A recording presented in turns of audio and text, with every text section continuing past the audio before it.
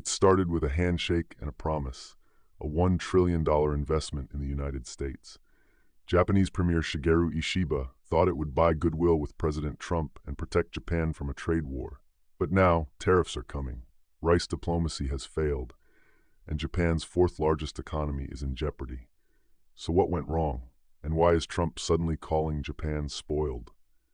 When the two leaders first met in February, Japan offered Trump a bold package, $1 trillion in U.S. investments across energy, steel, and manufacturing. The idea was to buy time and goodwill. It worked at first.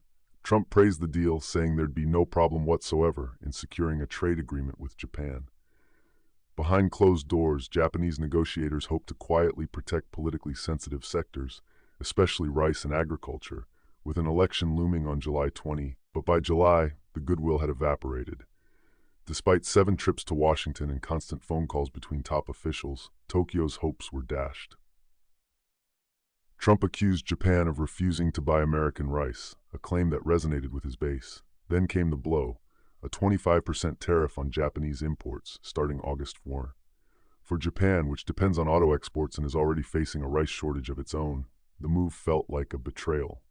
The failed trade strategy isn't just an economic blow, it's a political crisis. Polls show Ishiba's ruling coalition may lose its upper house majority in the July elections. Rural voters oppose opening up Japan's rice market. But business leaders are panicking over what 25% tariffs will do to the automotive industry, which employs 1 in 10 Japanese workers. Stuck in the middle, Ishiba faces pressure on all sides, and the clock is ticking. Japan's trade negotiator, Ryosei Akazawa, is pushing hard for a deal, demanding the U.S. drop tariffs on autos. Meanwhile, the U.S. wants Japan to open up to more American farm imports, especially rice. But their June summit at the G7 in Canada revealed a grim truth. The leaders didn't even talk trade. Dense fog, Akazawa called it. And now, with time running out, both sides are preparing for impact. Japan's trade negotiator, Ryosei Akazawa, is pushing hard for a deal, demanding the U.S. drop tariffs on autos. Meanwhile, the U.S. wants Japan to open up to more American farm imports, especially rice. But their June summit at the G7 in Canada revealed a grim truth.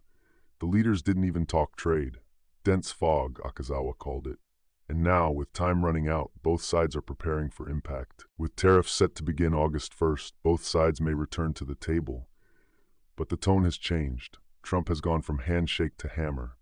And for Japan, the cost of miscalculation could reshape its entire economic strategy. Will Ishiba bend on rice, or will Trump back off under pressure? One thing's for sure, the deal isn't done, and the damage is already unfolding. What do you think?